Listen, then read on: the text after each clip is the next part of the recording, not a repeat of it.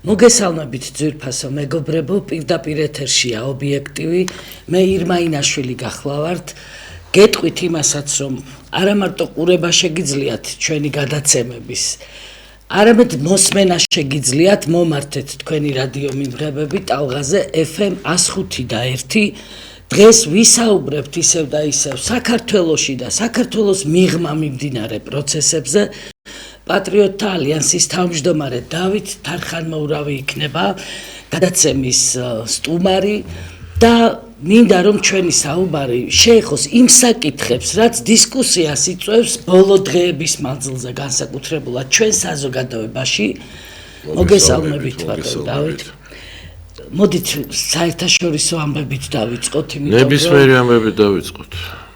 აიათოლა ალი ხამენეის დაკრძალვის პროცესი მარტო საქართველოში კი არ არის დისკუსიის საკანი. მთელი მსოფლიო პრესა წერს ამაზე, მაგრამ ჩვენი თავი გვადარდებს და ჩვენი კონტექსტი აქვს კიდე საქართველოს და საქართველოს პრეზიდენტის მონაწილეობას დაკრძალვის ამ ცერემონიალში. მე მინდა რომ დავიწყოთ ამ თემით. პოლიტიკური თვალსაზრისით რას ნიშნავდა მონაწილეობა დაკრძალვის ცერემონიაში?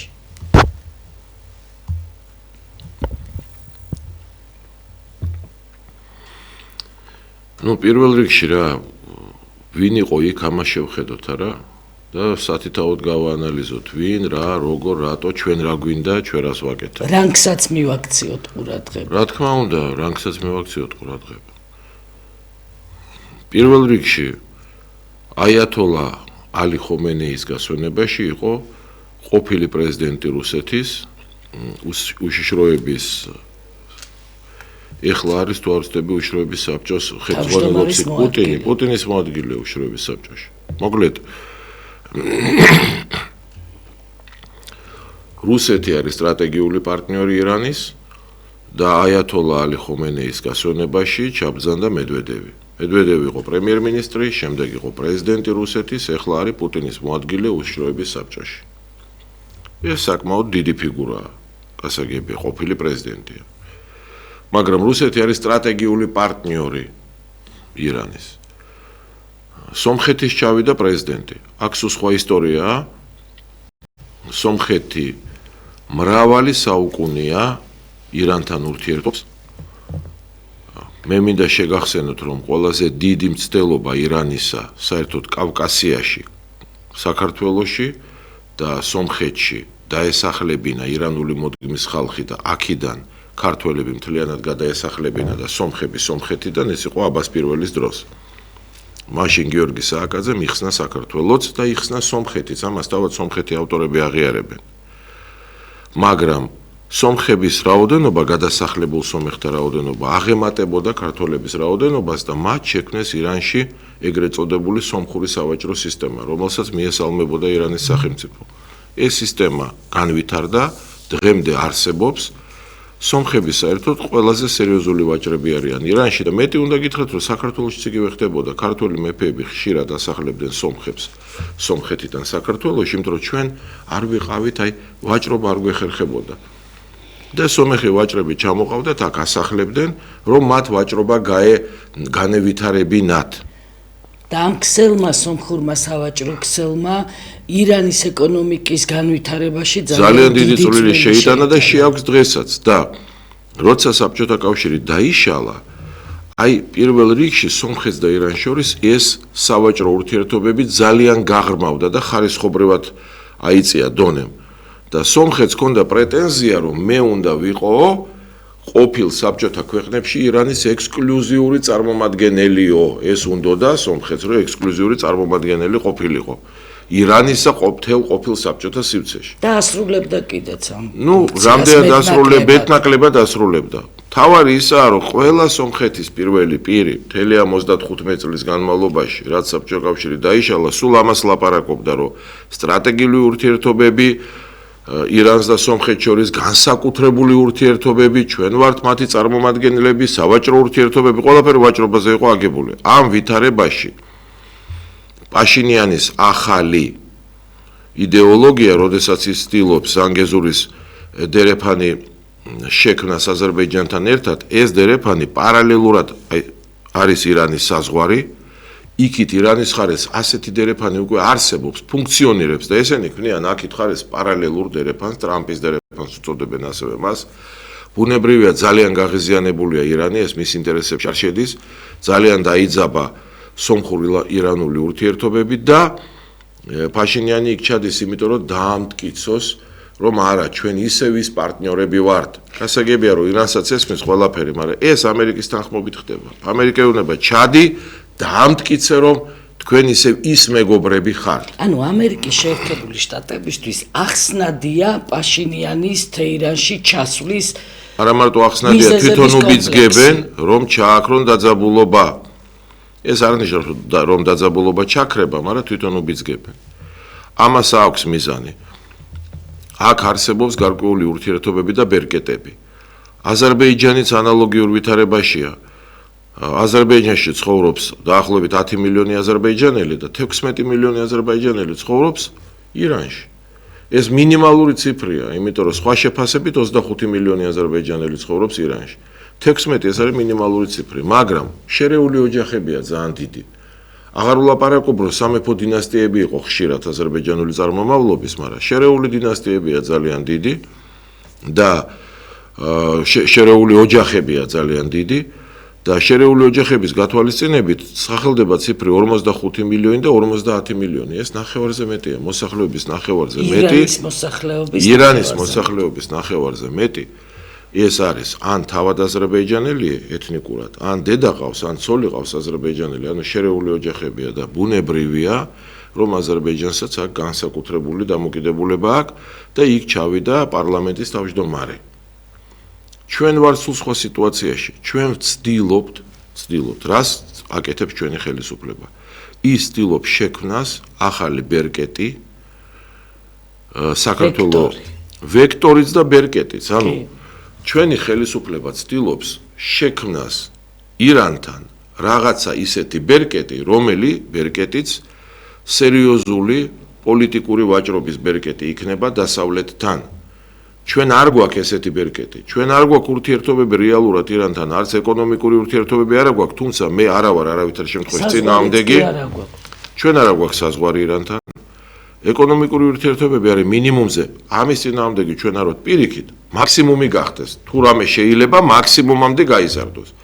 მაგრამ არანაირი რეალურად სოციალური ურთიერთობები, სამეცნიერო ურთიერთობები, რელიგიური ურთიერთობები, პოლიტიკური ურთიერთობებიც კი არა გვაქვს, ამას ეხლა ვაშენებთ და ვცდილობთ, რომ შევქმნათ რაღაც დავბადოთ ბერკეტი.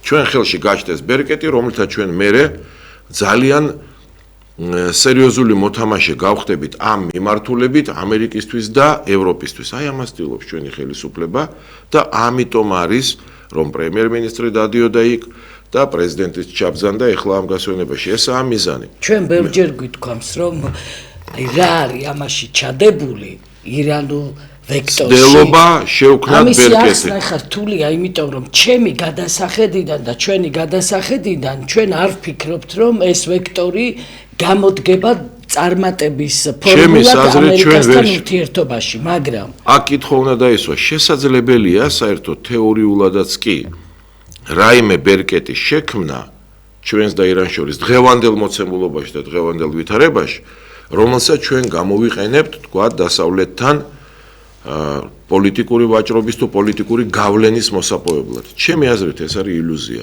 ვერანაირ ბერკეტს ჩვენ ირანთან მიმართებაში ვერ შევქმნით. ჩვენ და ირანს შორის ძალიან არ არის პრინციპში ეხლა არაფერი ხელშესახები, სერიოზულად ხელშესახები, რომ აქ რაიმე ბერკეტი წარმოიქმნას. აზერბაიჯანის სხვა სიტუაცია, აი ნასოსოვო არის ესეთი აეროპორტი აზერბაიჯანში.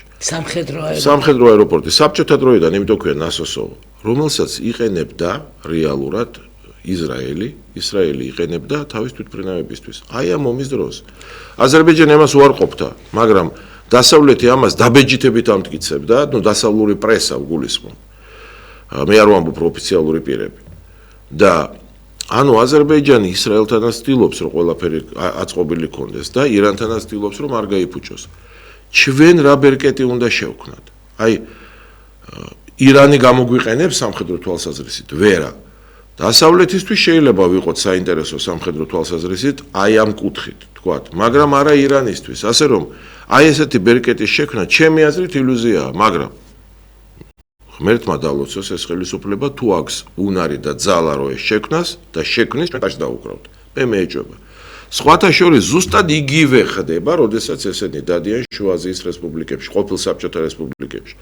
თურქმენეთი იქნება, ტაჯიკეთი იქნება, ყირგიზეთი იქნება, ყაზახეთი იქნება, ესენი იქაც ცდილობენ, რომ შექმნან რაღაცა ბერკეტი, რომელი ბერკეტიც გამოადგებათ გავლენის გასაძლიერებლად ან გავლენის მოსაპოვებლად ევროპასთან და ამერიკასთან. ეს ჩემი აზრით მთლად ორმაგი ილუზიაა.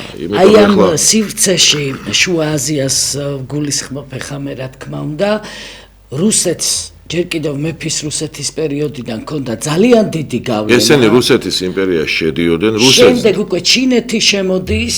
დღემდე რუსეთი დომინანტია იქ, მაგრამ ჩინეთიც შემოვიდა, ძალიან სერიოზულად შემოიჭრა და ჩინეთი სწორედ დომინანტობას ედავება რუსეთს, მაგრამ ამერიკაც შეიჭრა ამ რეგიონებში ძალიან აქტიურად. და ეხლა ჩვენ ვცდილობთ იქ გავჩდეთ და აი რა ბერკეტი უნდა შევქმნათ. რა ბერკეტი შეიძლება ჩვენ შევქმნათ? ჩემთვის ეს წარმოუდგენელი ხე შეიძლება ჩემი გონება ამას ვერ წვდება და კობახიძის თავრობის გონება გაწვდა ბოლომდე და ღმერთმა დალოცოს გააკეთოს ტაშ დაუკრავთ. მე ვამბობ რომ ეს აბსოლუტური აბსურდია იმის ფიქრი, რომ შუა აზიის რესპუბლიკებში ჩვენ რაღაც ბერკეტ შევქმნით, რომელიც ჩვენ გავლენებში ჩვენი გავლენების გასაძლიერებლად გამოგვადგება ევროპასა თუ ამერიკაში, ის კი არა ირანშიც ვერ შევქმნით ესეთ ბერკეტს, ეს ფუჭი ქმედებებია, მაგრამ ხელისუფლებას აქვს თავის პოზიცია, პოლიტიკა და აწარმოებს და კი ბატონო დაველოდოთ და აგერ შედეგებს დავინახავთ.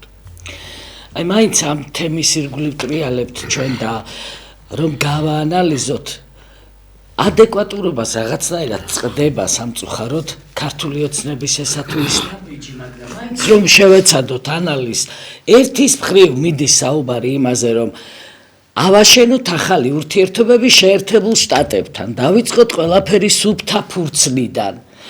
4 ივლისს ხდება აი ამ ძირითადი ფრაზების გაჟღერება კობახიძის მხრიდან ამერიკის შეერთებული შტატების საელჩოს მიღებაზე და ამავდროულად პარალელურ რეჟიმში პრეზიდენტი, საქართველოს პრეზიდენტი არის თეირანში ჩასული, სადაც მიდის სამგლოვიარო პროცესი და არის კანდიდატურა, რომ სიკვდილი ამერიკას, სიკვდილი ისრაელს და ტრამპი არის პერსონალურ სამიზნედ. ეს ვერ შეუწყობს ხელს ჩვენი ურთიერთობების გადატვირთვას ამერიკასთან, ვერ შეუწყობს ხელს. ეს ყველაფერი არის ილუზია. აი ეს არის ამ თემის. მაშინ, როდესაც რაღაცას ვაანალიზებთ, ჩვენ ხედვასაც ვაკოლებთ ხოლმე, ხო? აი რა ნაბიჯების გადადგმა იქნება ამ ეტაპზე, ვთქვათ, უფრო გონივრული, უფრო ეფექტური, უფრო სიკეთის მომტანი სახელმწიფოსთვის. უნდა შეიცვალოს კობახიძის ხელისუფლება. კობახიძის თავრობა უნდა შეიცვალოს, ახალი მთავრობა მოვიდეს, რომელმაც უნდა დაიწყოს მართლა გადატვირთვის რეჟიმი დასავლეთთან და ამერიკასთან და ამ რეჟიმში ისრაელიც აუცილებლად უნდა იყოს ჩართული, როგორც ერთ-ერთი ყველაზე ძლიერი სახელმწიფო დღევანდელ მსოფლიოში და პირიქით დისტანცირება გვჭირდება ირანთან. პირიქით დისტანცირება გვჭირდება ირანთან. მაშინ ხა აქეთ გადმოვიდეთ იმ საკითხებზე, რაც ჩვენი მოქალაქეებისთვის ძალიან მტკივნეულია და კვლავ სხვადასხვა თემებს შორის დომინირებს უსამართლობის თემა, იცით, ყველა მიმართულებით. აქ რა იყო, იცი, ბოდიში. კობახიძის თავრობას ჰქონდა ესეთი მცდელობა, რომ ამერიკისთვისაც და ისრაელისთვისაც ეჩვენებინა, რომ აი თუ ჩემთან არ დალაგდებით, მე ირანისკენ წავალ და იქ რაღაცას ვიზავ, რაც თქვენ არ მოგეწონებათ. მაგრამ ეს ილუზია, ვერაფერს მაქნისები ვერ არიან იქ. მთელი ამ ომის პერიოდში პირიქით ცდილობდნენ ისრაელი ელანძღათ, აწერინებდნენ თავის ბლოგერებს რაღაც სალანძღავებს ისრაელის მიმართულებით. ისრაელის ელჩმა რამდენიმე განცხადება გაუწია. კი, აქებდნენ პირიქით ირანს და რას მიაღწიეს? ვერაფერს. არაფრის სინამდვილეში მაქნისები ჩვენ ამ ირანის მიმართულებით, რაც დააზიანებს ან ამერიკას, ან ისრაელს, არ ვიყავით და არა ვართ. ეს არის ჩვეულებრივი, აი ბანალური შანტაჟი, თანაც შანტაჟი ისეთი რაღაცეებით, რაც არ გაგაჩნია. ანუ ვითომ რაღაც ბერკეტები გაქვს, რომელიც არ აგაკ. და უბრალოდ დავიდა ეს ბოლო-ბოლო Facebook და ინტერნეტ სივრცეში ლანძღვა გინებაზე. აი მეტი არაფერი არ იყო. სულ ეს იყო და ურთიერთობის გაფუჭება მოხდა მაქსიმალური. ამიტომ უნდა წაბრძანდეს ეს თავრობა და უნდა მოვიდეს სხვა, რომელიც რეალურად დაიწყებს გადატვირთვას და დალაგებას ურთიერთობების. ისრაელია მეგობარი და არა ირანი, ამერიკაა მეგობარი და არა ირანი, ეს უნდა გავიგოთ. აი მარტივი რაღაცა არის. ჩვენ უკვე ვთქვით ამერიკასთან, ისრაელთან, ევროპასთან ურთიერთობების გადატვირთვა მაქსიმალური დათმობა. რუსეთთან საერთო ენა, დალაგება ურთიერთობების, არანაირი კონფლიქტი არავითარ შემთხვევაში, გაღრმავება ეკონომიკური ურთიერთობების და ძებნა გასაღებებისა ამ ურთიერთობების დალაგებისთვის. მაქსიმალური დისტანცირება ჩვენი აზრით ირანთან. მაქსიმალური ეკონომიკური ურთიერთობები ჩინეთთან და სოციალური, სამეცნიერო პირველ რიგში. ჩემი პირადი აზრით დისტანცირება თურქეთთან. მაქსიმალური ურთიერთობები სომხეთთან, აზერბაიჯანთან. აი ეს არის პოლიტიკა, რომელიც უნდა ახალმა ხელისუფლებამ და ახალმა მთავრობამ განახორციელოს. მით უმეტეს რომ კიდევ ერთხელ გავუსვათ ხაზი იმას, რომ ტრამპის ადმინისტრაცია, ტრამპი, მარკო რუბიო, ჯიდი ვენსი, ეს არ არის ბაიდენის ადმინისტრაცია. აბსოლუტურად განსხვავებულია მისგან. და საუბრობთ ჩვენ საქართველოს კონტექსტია მთავარი და საქართველოს რეალობაა ჩვენთვის მთავარი. ჩვენ თუ კი რამ გვაღელვებს ამ საერთაშორისო მოვლენებიდან გამომდინარეც, ეს არის ჩვენი პატარა ქვეყანა, როგორ უნდა გადაირჩინოს თავი, როგორ უნდა იყოს დაცული ეს ქვეყანა. და ეხლა შიდა საკითხებს რომ გადავხედოთ, ამ შიდა საკითხებს შორის რაც იკვეთება, ერთ-ერთი ყველაზე მნიშვნელოვანი თემა, რასაც მე ობიექტივის ეთერშიც ვადევნებ თვალს, არის უსამართლობა ყველაფერში. ცით ყველა მიმართულებით უსამართლობა და რამდენი ადამიანი რეკავს აქაც პირდაპირ ეთერში და ამბობს რომ წყალშია მთელი ჩემი ცხოვრება გადაყრილი, იმიტომ რომ არაფერი არ დამიფასდა. ამავდროულად ეს ხალხი, რომელიც ძალიან დამსახურებულია მის პროფესიაში, არის სიღატაკის ზღვართან. ზღვარს მიღმა ზოგი. ყველა. და რა არის რასთან აგვაქვს ჩვენს 30-40 წელი მასწავლებელი იყო, რომელმაც აღზარდა არაერთი თაობა და მის აღზრდილებს შორის არიან მათ შორის მინისტრები, პრემიერ-მინისტრები და შეიძლება პრეზიდენტებიც დავიწყებულია ყველას მიერ. და ამ მასწავლებელის პენსია ისეთია, რომ ის სულ ზღაფავს. ამის პარალელურად სრულიად ახალგაზრდა კაცი, რომელიც არსად არასდროს არ ყოფილა. არც ცხინვალში იყო, არც სოხუმში იყო, არც დავითგარეჯში იყო, არც ეკლესიას იცავდა, არც ამ სახელმწიფოს აღშენებლობაში, არც კირნატში იყო, არსად არ იყო. და უცებ აღმოჩნდა პარლამენტში. არავინ არ იცის რატო? მას არავინ არ იცნობს, არანაირ პოლიტიკურ პროცესებში არ მონაწილეობდა და უცებ პარლამენტშია და უცებ ტრიბუნიდან ჭკუას არიგებს თელ ქვეყანას და ხელფასი აქვს 16,000 ლარი. ამას რო ადამიანები ხედავენ. თქვენ იცით რამდენად რთულია, აი ახლა მაღაზიების ქსელებია და მოლარი არის ადამიანი. 24 საათის სალაროსთან ზის რამდენი ადამიანი გადის, ამათ ემსახურება. მისი პროფესია და მისი მუშაობა ძალიან რთულია. ეს ფიზიკური შრომაა, აქ ყურადღებაა ძალიან დიდი საჭირო. აქ ინტელექტია საჭირო, ეს ვიღაცას გონია, რომ ეს ინტელექტო სამუშაო ეს ძალიან ცდება. და აი ეს ადამიანი 24 საათი შრომობს, მთელი ცხოვრება შრომობს და სულ ზღაფავს.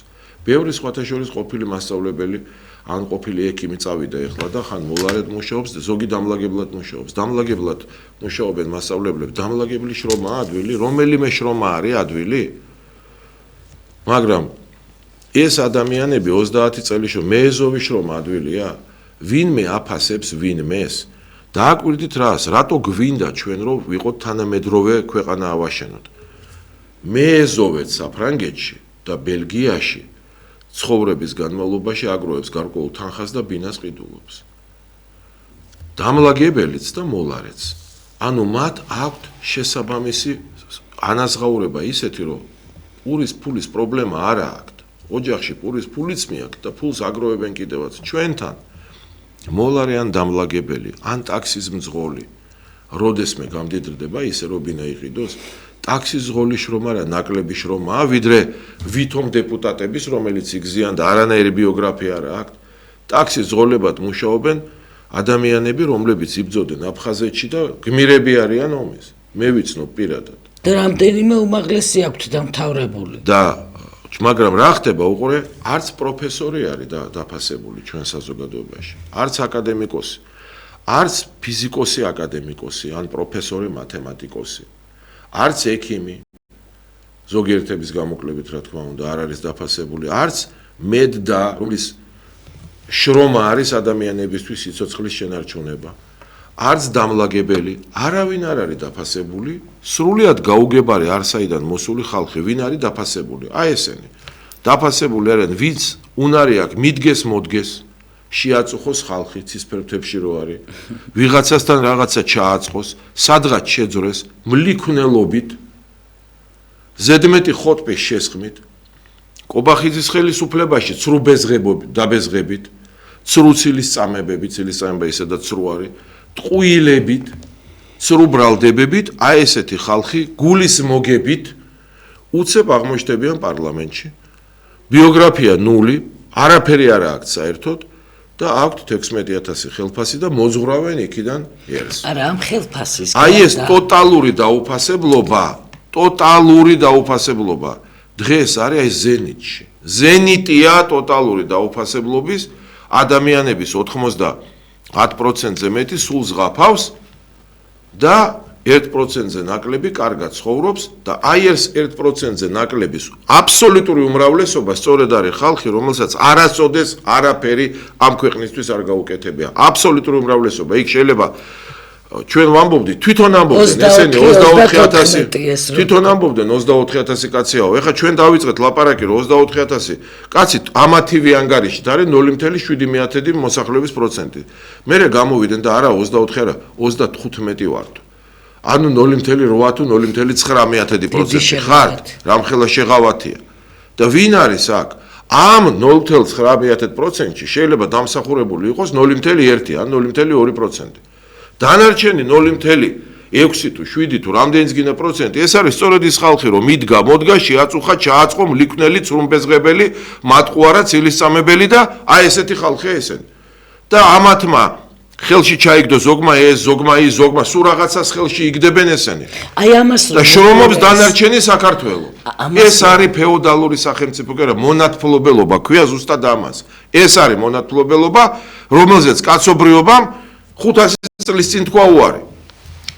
და ჩვენ დავრჩით ისევ იქ, ჩვენ დღეს ვბრუნდებით იქ, რაც უკვე მინიმუმ 150 წელი საერთოდ აღარაა მსოფლიოში, ჩვენ ვბრუნდებით იქ. აი ზუსტად ამას რომ უყურებს ჩვენი საზოგადოების დიდი ნაწილი, ის 99.3%, ხა რომელიც რეალურად ფიზიკური გადარჩენისთვის იბრძვის, იმიტომ რომ ამ 99%-ზე მეც არც დანაზოგი აქვს, რომ არაფერი არ აქვს, ჩვენ უნდა დავირაზმოთ ამ ტოტალური ყოვლის მომცველი დაუფასებლობის წინააღმდეგ. ჩვენ უნდა დავირაზმოთ ამ ფეოდალური, კი არა, მონათფლობელობა უარესია კიდე მონათფლობელური წყობის წინააღმდეგ, იმიტომ რომ ფეოდალურ წყობაში 12% მაინც იყო ხალხის, ვისაც სახელმწიფოში ყველაფერი ეკუთვნოდა. რაც ძალიან ცუდია და 88-ს არაფერი არ ეკუთვნოდა და აქ საერთოდ მონათფლობელობა ეგა, როცა 1%-ს ან მასზე ნაკლებს ეკუთვნის და დანარჩენს არაფერი არ ეკუთვნის. აი ამ ტოტალური დაუფასებლობა, არც დამლაგებელი, არც კომპოზიტორი, არც პოეტი, არც პროფესორი, არც ტაქსიზღოლი, არც აკადემიკოსი არავინ არ არის დაფასებული. და ეს ტოტალური დაუფასებლობის სისტემა ჩამოყალიბდა ეხლა. ამის წინააღმდეგ ყველანი უნდა დავირაზმოთ ჩვენ. და ხედავს ეს ხალხი თქვენ რამდენჯერმე ახსენეთ ხელფასი, ჩინოვნიკების ხელფასი 13000 ლარიდან 16000 ლარის ჩათვლით და პლუს ამითი კი არ კმაყოფილდებიან, იმათ კიდევ პარალელური ბიზნესები აქვთ, მრავალმილიონიანი ბიზნესები და აი ამ ფონზე ყველა პატიოსანი ადამიანი, ყველა პატიოსანი მოქალაქე, გახსოვთ ერთხელ ისტორია მომყევი ესეთი, რომ ახალგაზრდა უწვერულ ჩინოვნიკს უსმენდი ტელევიზიით გამოდიოდა და მგზნებარად გვიხსნიდა, რომ მეო რამდენიმე წელი სახელმწიფო ჩინოვნიკი ვარო, სახელმწიფო თანამდებობებზე ვიმუშავეო და რა თქმა უნდაო, ჭკუა გამოვავლინეო და მე მაქო ეს მრავალმილიონიანი ქონებაო. და ჩვენ ეს დანარჩენი 99%-ზე მეტი უჭკუოები ვყოფილვართ მისი ლოგიკიდან გამომდინარე და ხალხი ამას ხედავს, ამ ყველაფერს და უსამართლობა ზუსტად ამაშია. რომ აი ესეთი დიდი უფსკული არის 24-34,000 კაცს შორის და დანარჩენ მოსახლეობას შორის. ჩვენ უნდა ვებრძოლოთ აი ამ მოვლენას, როცა ქვეყანა მისი რესურსები და სიმდიდრე და ყველაფერი ეკუთვნის 1%-ზე ნაკლებს. ამ მონათლობელობას უნდა ვებრძოლოთ ჩვენ. ჯერ მარტო რაც ხდებოდა წლების განმავლობაში ჭიათურასა და ტყიბულში. და აი ესეთი მძიმე შრომას რომ ეწევიან ჩვენი პატიოსანი მუშები, მშრომელი ადამიანები და კიდევ ისეთ პირობებში, სადაც არანაირად მათი ჯანმრთელობა არ არის დაცული, შრომის უსაფრთხოების საკითხები არ არის დაცული და კიდევ საპროტესტო აქცია მოაწყეს და რამდენიმე კაცი დაჭერილია და ციხეში ზის ამის გამო. აი ბევრ რამეშია, იცით ეს უსამართლობა. ქართული ოცნების მომხრეები ხშირად გვეკითხებიან ხოლმე, რომ აი რატომ ხართ ეს კრიტიკულად განწყობილი და რატომ გაქვთ ამდენი კრიტიკული შეკითხვა და შეკითხვები კი არა გვაქვს მეგობრებო. ის რაც ხდება დღეს ჩვენს გარშემო, ამაზე არ შეიძლება თვალის დახუჭვა. ჩვენ თავის დროზე გამოვლილი გვაქვს ის ყველაფერი განსხვავებით აი ამ უწვერული ჩინოვნიკებისაგან. უცბად რომ ან ნაციონალური მოძრაობიდან გადმოფრინდნენ და ან კიდე ციდან რომ ჩამოფრინდნენ და ან სამზარეულოებიდან რომ გამობრძანდნენ და არაფერი არ გაუვლიათ მათ ცხოვრებაში, ამიტომაც აქვთ ცარიელი ფურცელი და აწერია ბიოგრაფიაო. და ეს ბიოგრაფია, შოკის მომგვრელია რომ ნახოთ პარლამენტის დეპუტატების დიდი ნაწილის ეს ხო არის ოფიციალურ გვერდზე. იწყება იმ დღიდან, როცა დეპუტატი გახდა, იმ დღიდან იწყება მისი ბიოგრაფია. და აი ესეთი თვალის დახუჭვა დანარჩენ საქართველოზე და საქართველოს მოსახლეობაზე თითქოს ისინი არ არიან. ეს არის წარმოუდგენელი უსამართლობა მართლაც. ყველა სფეროს ეხება. სად არის სამართალი? სუის მახსენდება ხოლმე კაცო, თავის დროზე ესე მძაფრად არ აღვიქვამდი ამას, მაგრამ დიდ კაცთან პატარა კაცსა როდის გასვლია მართალიო. აი ამ მდგომარეობაში არის დღეს ჩვენი საზოგადოება, საუბედუროდ და სამწუხაროდ. მაგრამ იცით, არ შეიძლება გაჩუმება, არ შეიძლება შეგუება, არ შეიძლება თვალის დახუჭვა და მე მაინც მინდა რომ შემოძახებისთვის იყოს ხოლმე ჩვენი ყველა გადაცემა ორიენტირებული ამაზე, რომ რაღაცნაირად ნელ-ნელა აიმთოს ეს ხალხი. ვეტერანთა დეპარტამენტზე იყო კითხვა, ვეტერანთა დეპარტამენტი ჩემი აზრით იმაზე მეც აკეთებს, ვიდრე მას შესაძლებლობა აქვს. იქ არის პატრიოტი ხალხი, რომელიც იბრძოდა ამ ქვეყნისთვის ყველგან, სადაც კი ამ ქვეყანას უჭირდა და ვეტერანებისთვის ძალიან იღწვის. მაგრამ უნდა გვესმოდეს, რომ ხა ამ ადამიანებს იმაზე მეტი შესაძლებლობა არ აქვთ. რა შესაძლებლობებიც აქვთ, ხასუსო, იმაზე მეც აკეთებენ. აქ სახელმწიფოზეა ლაპარაკი და არა ვეტერანთა დეპარტამენტზე. სახელმწიფოზე. 7 მილიონიანი ბიუჯეტით ვერანაირად ვეტერანთა დეპარტამენტი ვერ უზრუნველყოფს ყველა ვეტერანს. შეუძლებელია ვიმეორებ, უფრო მეტს აკეთებენ, ვიდრე შესაძლებლობები აქვთ. სახელმწიფოს ფუნქცია უნდა გაიზარდოს.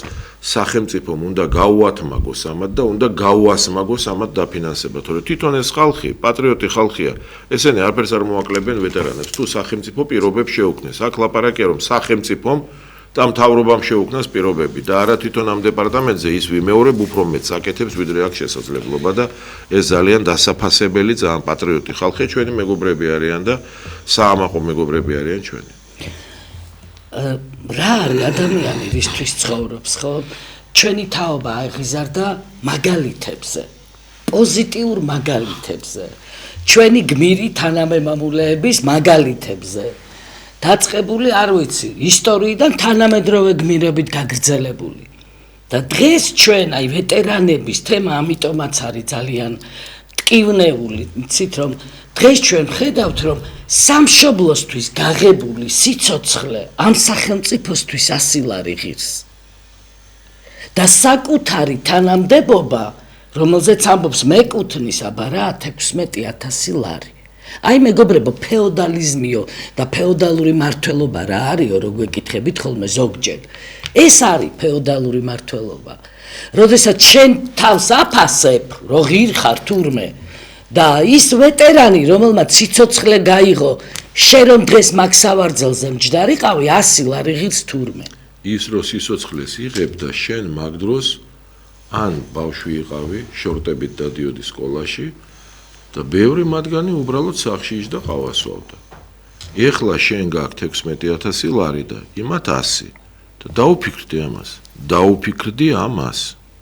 და მაგალითი დღევანდელი თაობისთვის, ახალგაზრდა თაობისთვის, აი როგორი პრაგმატული გახდა ჩვენი შვილების თაობისთვის სამშობლოს დაცვის საკითხი.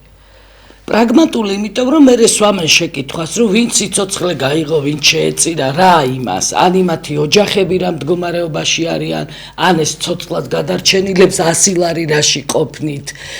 და სახელმწიფო იმისთვის არ არის, რომ მხოლოდ სახელმწიფო ჩინოვნიკებს დეპუტატი უნდა დაუფიქრდეს იმას, რომ ვეტერანები თავს დებდნენ, თავს წირავდნენ ამ ქვეყნისთვის და მათ შორის იმისთვის, რომ დღეს ყოფილიყო გარკვეული კეთილდღეობა. და როცა ესენი იბრძოდნენ, აი ეს დეპუტატების ძალიან ბევრი დიდი ნაწილი ან საზღვარგარეთ სწავლობდა, ან სახში იყო ისვენებდა, არ იბრძოდა და ეხლა უნდა დაუფასონ, დაუფიქრდნენ ამას და დაუფასონ იმათ ის ბრძოლა. საქართველოს გარშემო ტრიალებთ ჩვენ და რა თქმა უნდა არის საკითხები, რასაც გვერდს ვერ აუვლით ჩვენ. კიდევ ერთხელ მინდა შევეხო ამ თემებს, პოლიტიკური თემებია ეს, რაშიც ასევე ჩვენ კატეგორიულად კი არ ვეთანხმებით, უბრალოდ ჩვენ კატეგორიულად სხვა პოზიცია გვაქვს და სხვა ხედვა გვაქვს. ეს არის დაკავებები კიდევ ადამიანების, ახალგაზრდების კვლავ ტროტუარზე დგომის გამო.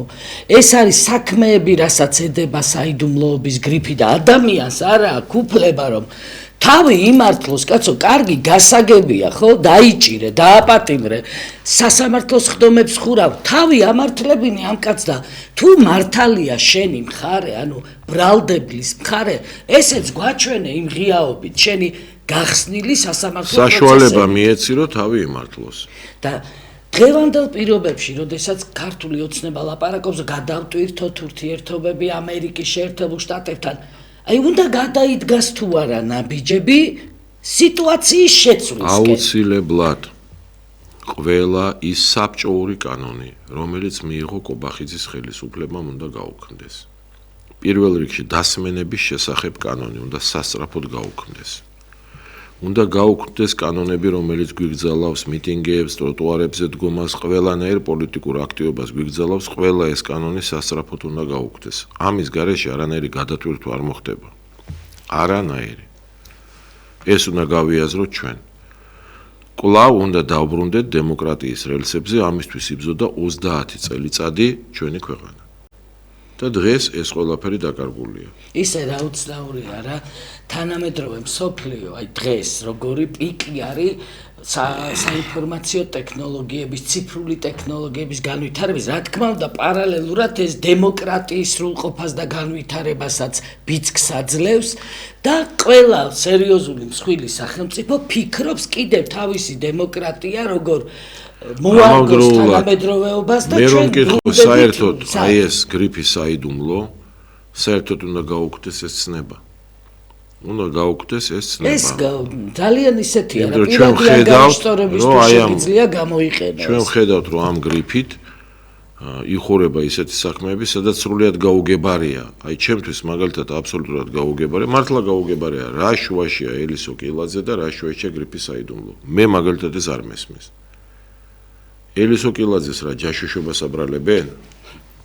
ან რაიმე შეხება ქონდა რაიმე სტრუქტურებთან? რა კავშირში აგრიფი საიდუმლო სრულიად გაუგებარია? მართლა გაუგებარია, უბრალოდ არ მესმის მე. თუმცა მე ვამბობ, რომ არც გულბაცხილაძის შემთხვევაში არ შეიძლება იყოს გრიფი საიდუმლო, იმიტომ რომ ჩემთვის წარმოუდგენელია, რომ ადამიანი, რომელსაც საჯაროდ პუტინი აჯილდოვებს და ამ ჯილდოს საჯაროდ გადასცემენ საელჩოში და ის ფოტოებს აქვეყნებს, ასეთი ადამიანი იყოს ჯაშუში, რომელსაც შეხება არ აქვს არანაირ სპეცსამსახურებთან. ეხა იმის ფიქრი რომ გულბაცხილაძე აფინანსებდა რაიმე ქსელს, მაშინ უნდა გვანახონ ის სახელმწიფოს თანამშრომელები, გესმის, აი თუ ჯაშუში იყო, უნდა დაგვანახონ, ვინ მუშაობდა მასზე. გამოდის რომ თვითონ ცხილაძე არ იყო სპეცსამსახურების თანამშრომელი, მას არანაირ სპეცსამსახურებთან და სახელმწიფო სტრუქტურებთან შეხება არ ჰქონდა. მას არანაირ საიდუმლო ინფორმაციაზე ხელი არ მიუწვდებოდა. მაშინ რჩება ორი ვარიანტი. მაშინ ან გულბად ცხილაძეზე მუშაობდნენ, აი დააკვირდით გულბად ცხილაძის საქმეს. ვინ არის გულბად ცხილაძე? ეს არის ადამიანი, რომელსაც ჰქონდა საკუთარი ორგანიზაციები და ამ ორგანიზაციების მეშვეობით ის მუშაობდა, საჯაროდ მუშაობდა რუსეთთან, ირანთან, არ ვიცი კიდევ ვისთან, ჩვენ ახლა სინამდვილეში ჩვენთან ეთერში სულ 5 გადაცემა წაიყვანა თუ 6. და მუშაობდა დიდი ხანი. საჯაროდ, მას საჯაროდ აჯილდოებდა მაგალითად პუტინი. და ეს ფოტოები საჯაროდ იყო. ის საჯაროდ ხარს უჭერდა რუსეთს. ამას არასდროს არ მალავდა. თავად არც სპეცსამსახურის თანამშრომელი იყო, არც არანაირ ძალოვანი სტრუქტურების თანამშრომელი არასოდეს არ იყო, არც სახელმწიფო სტრუქტურებთან არასდროს არანაირი შეხება მას არ ქონია. შესაბამისად, არანაირ საიდუმლო ინფორმაციაზე მას არასდროს ხელი არ მიუწვევებოდა. აქედან რჩება რა? გამოდის, რომ გულბად ცხილაძეს ყავდა საკუთარი აგენტები, მაგალითად, იმ სახელმწიფო სტრუქტურებში, სადაც საიდუმლო ინფორმაციაა. და ეს აგენტები, მისი აგენტები, ეხლა სასაცილოა თავისთავად, მას აწვდიდნენ საიდუმლო ინფორმაციას. მაშინ გვანახონ ეს აგენტები. და ეს აგენტები რატო არ არიან დაკავებული? ან გამოდის, რომ გულბად ცხილაძეს ვიღაცა ტერორისტული დაჯგუფება ჰქონდა, სადაც ვიღაცა ადამიანები იყვნენ და მათთან ერთად რაღაცას გეგმავდა სახელმწიფოს წინააღმდეგ. გვანახონ ეს ორგანიზაციები და ეს დაჯგუფებები. გესმის, ან მასზე მუშაობდა სახელმწიფო სტრუქტურებში საიდუმლო ინფორმაცია, ვისთვისაც ხელმისაწვდომი იყო ეს ხალხი, ან მასზე მუშაობდნენ ვიღაც ტერორისტები. და ეს ხო სასაცილო ჟღერს, რომ ხა გულბად ცხილაძეზე ორკაციანი ორგანიზაცია ყავდა, მასზე ვიღაცაები მუშაობდნენ. ყველა მიცის, რომ ეს ტყუილია და დაგვანახეთ მაშინ ეს ხალხი. თანაც რა არის? და ეს გრიფის საიდუმლო უკვე ხდის რას, ყველაფერი დახურულია, ვერაფერს ვერ ვიგებთ. ეხლა სხვადასხვა საქმეებია. ელისო კილაძის საქმე სხვა არის, გულბად ცხილაძის საქმე სხვა არის, აი ამ კონტექსტში, მაგრამ პარალელური კილაძე ჟურნალისტია, ჩემთვის გაუგებარი ეგ ყველაფერი. და ითხოვენ ყველა ეს ეგრეთ წოდებული ჯაშუშობით დაკავებული თუ იგივე ელისო კილაძე, რომელიც სხვა თემაზეა დაპატიმრებული. ყველა ეს ადამიანი ითხოვს, რომ გახსენითო პროცესიო. რომ საზოგადოება მოისმინოს მათ რას ედავებიან და ისინი რა პასუხებს სცემენ, მაგრამ სააკაშვილის დროს ასე არ იყო. არ ვიცი, ვერაფერს ვერ ვიტყვი მე. მე ვამბობ, რომ ჩემთვის ეს სრულად გაუგებარია ეს ყველაფერი. მე საერთოდ წინააღმდეგი ვარ, რომ ესეთი გრიფის საიდუმლო იყოს, იმიტომ რომ ამის მერე ვერავინ ვერაფერს ვეღარ იგებს და ეს კიდევ უარესია ჩემი აზრით. რამდენიმე დღის წინ ინგა გრიგოლიასთან ვიყავი გადაცემაში სტუმრად და არ ვიცი, აღარ მახსოვს მოვასწარი თუ არა ინგასთვის პასუხი გამეცა კითხვაზე, მაგრამ ასეთი კითხვა დამისვა, რომ აი როგორ ფიქრობ, რატომ მიდიან ესეთი ავტოკრატიული გზით? რა არის ამისი მიზანიო? რატომ აკეთებენ ამას? ეს ხომ სინამდვილეში საზიანოა სახელმწიფოსთვისაც და კონკრეტულად მათი პარტიისთვისაც. და ნებისმიერი ადამიანი. რა ახსნა აქ ამას? აქ რთული სათქმელია, პირველ რიგში თვითონ ამათ უნდა ვკითხოთ, მაგრამ ბევრი ფაქტორის გამოყოფა შეიძლება. ჩვენ ამომწურავ პასუხს ინგას ამ კითხვაზე ჩვენ ვერ გავცემთ. არ შეიძლება ჩვენ გქონდეს ამომწურავი პასუხი, რატომ იქცევა ეს ხელისუფლება ასე, რატო სჩადის ამ ქმედებებს, მაგრამ რაღაც ფაქტორების გამოყოფა შეიძლება. პირველი ფაქტორი სხვათა შორის არის სწორედ ის, რომ ადამიანები, რომლებიც ხელისუფლებაში აღმოჩნდნენ, ახლა კუბახიძის თავრობას გულისხმობ, არავითარი ავტორიტეტი არ აქვს საზოგადოებაში. აი ეს ერთ-ერთი ფაქტორია. როდესაც მოდიან ადამიანები, რომლებსაც არანაირი ბიოგრაფია არ აქვს, მათ შორის ამას თავად კუბახიძეზე ვამბობ. რომელიც სოროსის ფონდში იყო, მანამდე საზღვარგარეთ სწავლობდა, მერე სოროსის ფონდში იყო, არანაირ პოლიტიკურ პროცესში არასდროს არ მონაწილეობდა, აბსოლუტურად არსად არ უღწვია და არ უბძვია, რაც ამ ქვეყნისთვის მნიშვნელოვანი იყო. და ესეთი აღმოჩნდა მთელი ერთი კაცი კი არა, ერთი კობახიძე კი არა, იქ ასეულობით. აი ამ შემთხვევაში ყველა სახელმწიფოში და ისტორიულადაც ხშირია, რომ იწყება რეპრესიები. ამ რეპრესიების შედეგად ხდება საზოგადოების დაშინება და დაშინების გზით ავტორიტეტის მოპოვება. ყოველ შემთხვევაში ასე გონიათ ამათ, რომ იპოვებენ ავტორიტეტს, იმით რომ აშინებენ საზოგადოებას. დააკვირდით, რომ ისტორიულად ესეთი პროცესია, ეს ერთ-ერთი ფაქტორია. მხოლოდ ეს არაა, მეორე ფაქტორი არის ის, რომ ამ ადამიანებს როგორც წესი არასოდეს არ აქვთ ცოდნა, მაგრამ ცდილობენ მთელ სოფლიოს დაუმტკიცონ, რომ ცოდნა აქვთ, ღრმა ცოდნა აქვთ, მაშინ როცა სულ ამას ლაპარაკობენ, რომ გვაქვს ცოდნა, და ისევ რეპრესიების გზით ცდილობენ რაღაც ეკონომიკური შედეგების მიღწევას, რომ კვლავ ავტორიტეტი მოიპოვონ. მე რას მიაღწიეს? რომელი კობახიძის წამოწყება მაღაზიების ფასებიდან დაწყებული და იქ რკინიგზის რეფორმები დამთავრებული, რომელი წამოწყება აღმოჩნდა დადებითი და რომელმაც წამოწყებამ გამოიღო შედეგი. ყველაფერი მასკარადია. ყველაფერი მასკარადია, მათ შორის ამხელა კომისია შექმნეს, რომ გაესამართლებინათ სააკაშვილის რეჟიმი და ბოლოს დაბეჭდეს წიგნი. აი წიგნი დაბეჭდეს. მართლაც საოცარი. ეს არის შედეგი. ყველაფერი მასკარადია. კარგად უთხრათ რა ეს, კარგად გავხსნათ. რა უნდა უთხრათ ახლა კომისიამ იმუშავა თვეები. ამ კომისიის წევრების აბსოლუტური უმრავლესობა, იქ მარტო მე მგონი სოზარ სუბარი იყო ერთადერთი, რომელსაც ყველაფერში არა, მაგრამ გარკვეულ პროცესებში მონაწილეობა ჰქონდა მიღებული. ბევრ პროცესში ჰქონდა მიღებული მონაწილეობა. დანარჩენები არც ერთ ადამიანს რეალურად საერთოდ არც ერთ პროცესში მონაწილეობა არ მიუღია. იქ იყო თემები, სადაც საერთოდ საკვანძო როლი ითამაშა პატრიოტთა ალიანსმა, ობიექტივმა წინააღმდეგობის მოძრაობამ, რომლის თავმჯდომარეც მე ვიყავი. არც ერთი ადამიანი ამ ორგანიზაციებთან იქ არ მოსულა, თუმცა ამ თემებზე იყო ლაპარაკი. ილაპარაკეს, რა ილაპარაკეს, რა ჩვენ ყველამ ვიცოდით და რაზეც 10 წელი არა მარტო ვლაპარაკობ, წიგნებია დაწერილი, აი ეს გაიმეორეს და ბოლოს ახალი წიგნი დაბეჭდეს. მორჩა. კი, გამოვიდა. ეს იყო მთელი ამ კომისიის მუშაობა. თავმჯდომარე პაპუაშვილი და გააკეთა ასეთი კომენტარი, რომ ამ კომისიის მუშაობასო მიეძღვნებაო ორი წიგნიო, ქართულ და ინგლისურ ენებზე. ეს ყოფილა მიღწევა. ვულოცავთ ჩვენ ამ ამბავს. კიდე ერთი წიგნი დაიწერება, ან ორი წიგნი დაიწერება. მასკარადია ჩვეულებრივი. და წერან რომ ახსენეთ. მასკარადი იყო ქონების დაბრუნება, მასკარადი იყო კოჰაბიტაცია, რომელმაც საშინელი შედეგები მოიტანა, მასკარადია ფასების კომისია, მასკარადია ეკონომიკური რეფორმები, მასკარადია საუბარი რომ ყველაზე ბედნიერი ქვეყანა ვართ, ყველაზე ეკონომიკურად წინ მივდივართ. ამ ხელისუფლების ყველა ქმედება არის მასკარადი, რასაც კობახიძე აკეთებს და ეს არის მცდელობა, რომ ავტორიტეტი დაიმკვიდროს. დაშინებით და ესეთი მასკარადებით და რეალურად ეს არ გამოდის. ასევე რომ წესრიგი დაამყარონ, რა წესრიგი? რატომ აკეთებენ ამას? იმიტომ რომ განამტკიცონ საკუთარი სკამები და განიმტკიცონ თავი ამ ხელისუფლებაში. აი ამიტომ აკეთებენ ამას.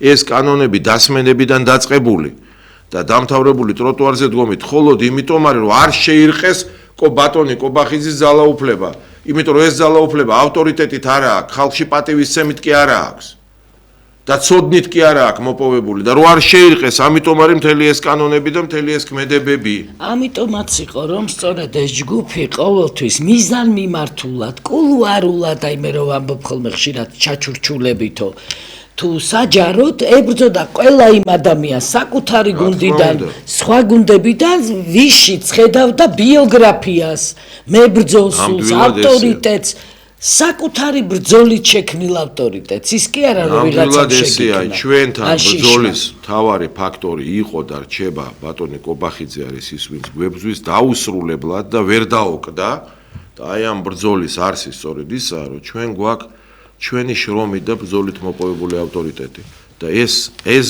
ზულს ბატონ კობახიძეს. ეს ზულს ხელიც გაუწოდეთ ბევრჯერ, არ მოისურვა ეს ზულს მას.